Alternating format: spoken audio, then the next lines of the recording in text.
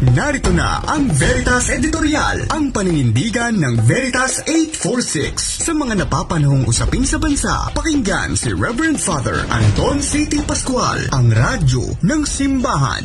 Veritas Editorial. Mga kapanalig, nanawagan po kamakailan ang grupong Tobacco Off Now na tuluyan nating ipagbawal ang mga vapes at ang e-cigarettes sa ating bansa. Ang Tobacco Off Now ay binubuo ng mga kabataang inudyukan ang gobyernong protektahan ang kanilang henerasyon mula sa adiksyon sa mga makabagong bisyong ito. Abay kapansin-pansin ang kaliwat kanang pagsulpot ng mga vape shops o mga tindahan ng mga vape. Ang ilan pa nga sa kanila, 24 oras na ang tindahan. Nakahilera ang iba't ibang uri ng e-cigarettes at ang likidong inilalagay sa aparato. Madali ring mabili ang vape online. Di bateryang vape at ito ang nagpapainit sa likido para maging usok o aerosol mist na nilalanghap at ibinubuga ng gumagamit nito.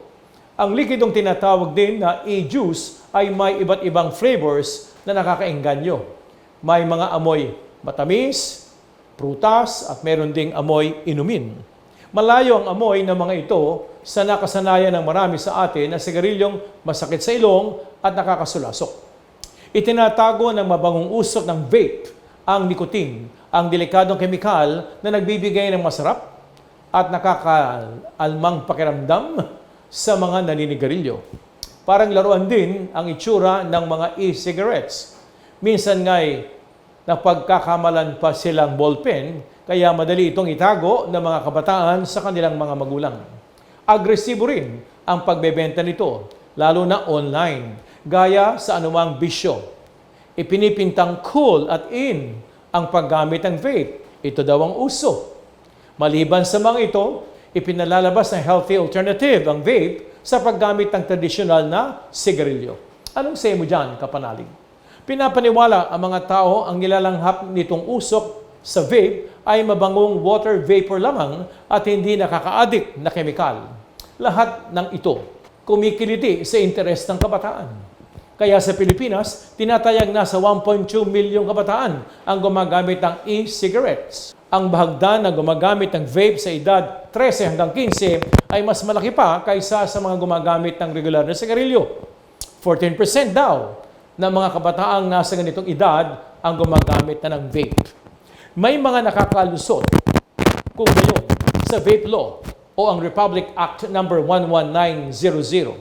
Kapanalig sa batas na ito, hindi pwedeng pumasok sa mga vape shops ang mga wala pang edad 18. Dapat may ID na in-issue ng gobyerno ang sino mang bibili ng e-cigarette. Wala dapat vape shop na malapit sa mga eskwelahan at mga lugar na dinarayo ng kabataan. Tayong mga nakakatanda ay may tungkuling alagaan ang mga nakakabatang henerasyon. Pero tayo rin ang nagtatayo ng mga negosyo at industriyang naghihikayat sa mga kabataan na malulong sa ganitong uri ng bisyo. Hindi sapat na pagbawalan lang sila, kapanalig. Dapat nating ihinto ang anumang bagay na maglalagay sa kabataan sa kapahamakan. Di po ba? Kumikita nga ang mga nagnenegosyo ng vape, pero ano ang kapalit? Anong epekto nito?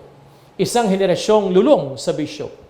Inaabuso ang katawan at walang pagpapahalaga sa kalusugan.